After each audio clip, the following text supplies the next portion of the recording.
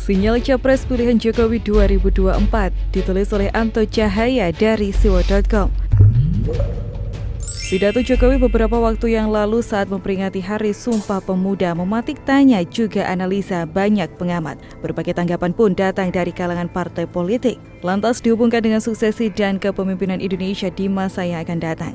Selama ini Presiden Jokowi memang disebut-sebut salah satu tokoh yang kemungkinan besar bakal memiliki peran penting di pemilihan Presiden 2024. Penting di sini adalah terkait dengan arah dukungannya kelak. Mengingat Jokowi masih memiliki relawan yang cukup gemuk di Nusantara dan masih eksis sampai hari ini. Dan berikut pernyataan Presiden Jokowi.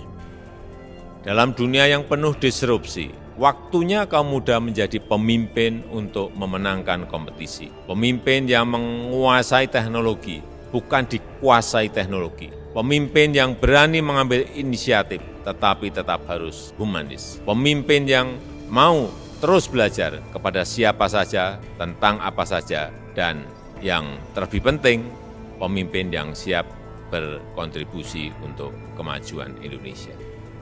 Jika kita amati dan konteksnya kita hubungkan dengan peringatan Sumpah Pemuda memang sangat tepat. Tapi jika kita perhatikan lebih dalam pernyataan tersebut sepertinya tanya soal Sumpah Pemuda. Ada clue yang nyata seperti dunia yang penuh disrupsi. Era disrupsi adalah era terjadinya perubahan besar-besaran yang disebabkan oleh adanya inovasi yang mengubah sistem dan tatanan bisnis ke taraf yang lebih baru.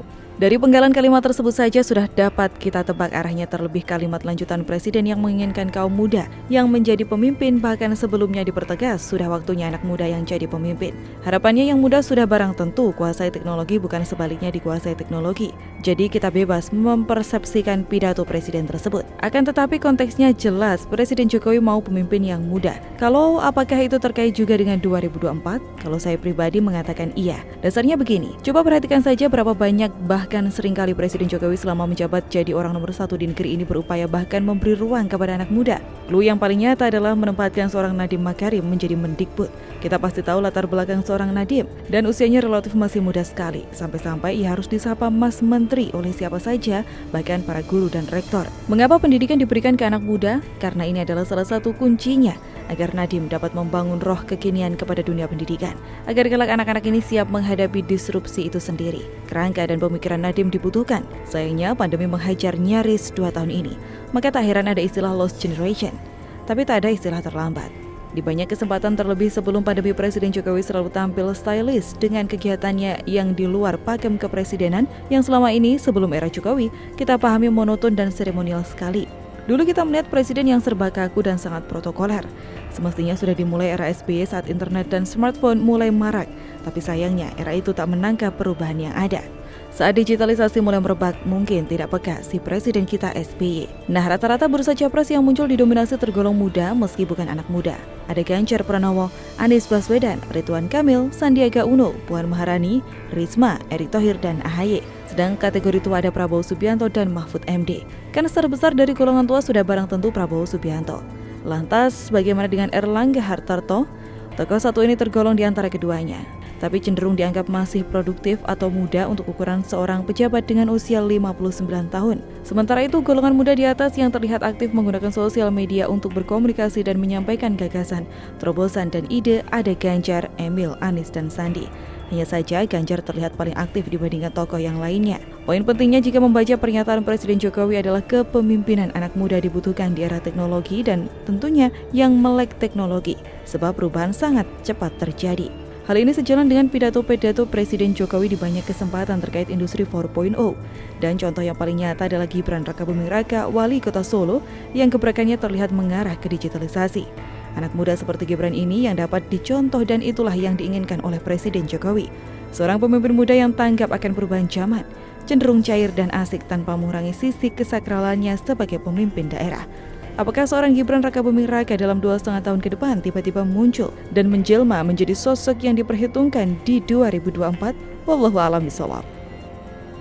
Ingin tahu lebih menarik? Yuk simak video selanjutnya.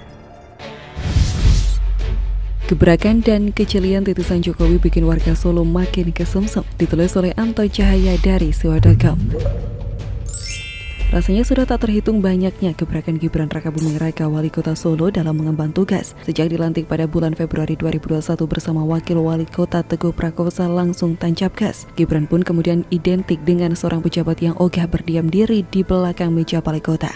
Ia lebih suka keluyuran sambangi warganya. Maka tak heran jika ia sempat kena COVID-19 gara-gara terlalu aktif di lapangan. Sejak menjabat, Gibran gajinya sebagai wali kota digunakan untuk beli beras yang 5 kg dan dibagikan ke warga yang membutuhkan saat belusukan atau seraya pulang ke rumah untuk menebus atau bayar SPP murid yang kekurangan. Bahkan tak jarang ia harus rogoh kocek lebih dalam karena kerap tak cukup. Di masa pandemi ketika nyaris seluruh sendi ekonomi mati suri, Gibran yang berangkat dari seorang pengusaha tak hilang akal. Jalur digitalisasi menjadi salah satu pemecah kebuntuan.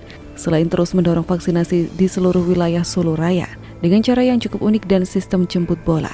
Dan belakangan diikuti kepala daerah lain yaitu dengan meluncurkan mobil keliling keluar masuk kampung melayani vaksin. Kota Solo yang memiliki potensi wisata budaya yang tinggi juga mendorongnya untuk mulai digarap dengan sangat serius. Balai Kambang yang vakum mulai dibidik sebagai salah satu pusat hiburan rakyat agar datangkan PAD. Sedang kampung-kampung yang memiliki potensi pariwisata desa, jalan masuk yang rusak mulai dibenahi. Salah satu contoh kampung atau wilayah yang memiliki ciri khas sentra batik. Harapannya, wisatawan dapat melihat bahkan mencoba secara langsung dalam membuat batik. Sudah barang tentu itu akan menjadi kenangan tersendiri. Bahkan sebelumnya mimpi Gibran yang ingin punya spot ikonik seperti halnya Malioboro Yogyakarta mulai digarap. Kawasan Ngarsopuro dan kawasan Jalan Gatot Subroto bakal disulap menjadi Malioboro-nya Solo. Maka dengan demikian potensi wisata kota dengan berbagai macam kerajinan tangan khas Solo dan Nusantara bisa dijajakan pedagang atau warga. Tak ketinggalan kuliner Solo yang khas menjadi salah satu wisata kuliner yang menjanjikan dan dapat mengangkat perekonomian warganya.